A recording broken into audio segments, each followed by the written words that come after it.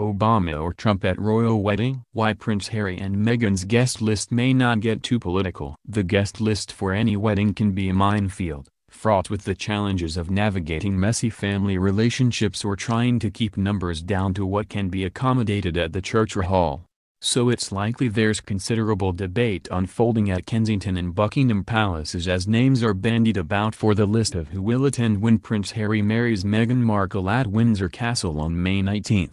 But beyond deliberations over which relatives and friends of the fifth in line to the throne and his American fiancée will get a seat in St. George's Chapel, there is also the question of how diplomacy and politics may play out in the list. For Harry and Meghan, there's a strong likelihood there may be fewer geopolitical considerations than there have been for other royal weddings. In the past, putting a royal wedding guest list together has depended on the ceremony's location and on the royal couple's place in the succession, says Carolyn Harris, a Toronto-based royal historian and author. The higher they are, the greater the consideration that's paid to the political and diplomatic aspects of the guest list, says Harris, author of Raising Royalty: 1,000 Years of Royal Parenting. Harry sits at no. 5, so doesn't rival the level of his father, Prince Charles, who's first in line to the throne, or his older brother William, who is no. 2. Numbers 3 and 4 are William's children George and Charlotte. Harry will slip to 6th in line when William and Kate's third child is born in April. Still, speculation has swirled about whether a former U.S. president and high-profile friend of Harry, Barack Obama, might snag an invitation, and whether the current president, Donald Trump, might get his nose out of joint if Obama is invited and he isn't. UK media reports suggest the British government is worried. Harry somewhat dodged the Obama question a couple of weeks ago. What if he's snubbed? On the Trump front, Fire and Fury author Michael Wolff stirred the pot when he said a post-Brexit trade deal between the UK and the US could be at risk if the American president, who doesn't like being snubbed, isn't on the May 19th list. Trump's foreign policy doctrine is simple: you Brits suck up to him and enlist in whatever geopolitical fantasy he has going, he'll give you what you want, though only if it doesn't hurt him, Wolff told the Mail on Sunday newspaper.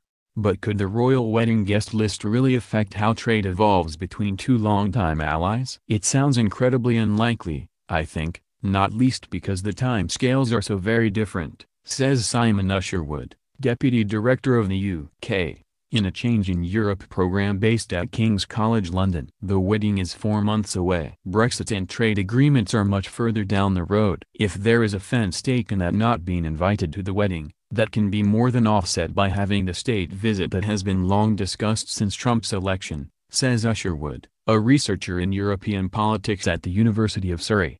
It's widely thought Trump is unlikely to be invited. And even if he did take offense over that, would it matter years later when trade talks would be more front and center? I think a large part of what has been said is that Trump's attention span is relatively short, and whilst it might cause offense one day, the next day things might be fine again, says Usherwood.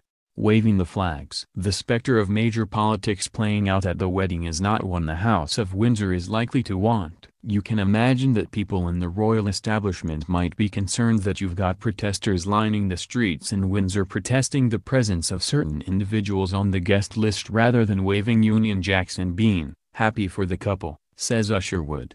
Still, politics is a pervasive beast and has found its way into royal weddings. Queen Victoria married in 1840 in the relatively small venue of the Chapel Royal at St. James's Palace in London. Victoria thought highly of the Whig Prime Minister of the day, Lord Melbourne, and guests included many Whig politicians. Tory politicians were few and far between. The guest list was seen as making Victoria's sympathies very clear, and as a constitutional monarch she was expected to be above politics, says Harris.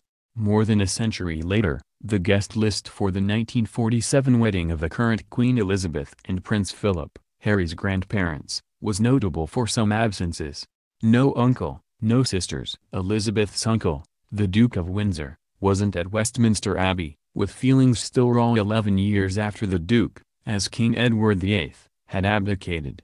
In Prince Philip's case, his sisters were not invited to the wedding, as they were married to German princes who had been involved in the Nazi Party during World War II, said Harris.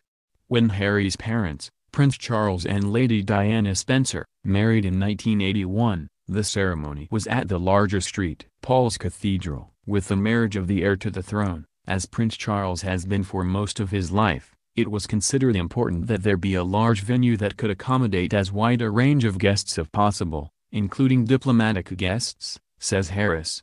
3 decades later, William married Kate Middleton at Westminster Abbey. That guest list involved a major rewrite, after William tore up the first official one he was given. There was very much a subdued moment when I was handed a list with 777 names on. Not one person I knew or Catherine knew, William said in an ITV1 documentary, according to a report in the Guardian newspaper. I went to her, the Queen, and said, "Listen, I've got this list, not one person I know. What do I do?" And she went, "Get rid of it. Start from your friends and then we'll add those we need to in due course. It's your day." Many friends of the couple attended on April 29, 2011, as did representatives of royal families from across Europe. There was a Commonwealth and Canadian presence, as would be expected and is likely again in May. No Obama last time. Canada's Governor-General at the time, David Johnston, attended in 2011. Prime Minister Stephen Harper was invited, but chose to stay home because a federal election was coming 3 days later. The U.S. President of the day, Obama, wasn't invited. In the past, if you were a younger heir or second in line to the throne, you might not have got much say over your guest list, says Harris, but William and Kate's experience indicated that the trend is now toward the bride and groom having more influence over the guest list itself. The venue for Harry and Meghan, and its relatively smaller size as royal wedding locales goes, also suggest there may not be that many politicians there.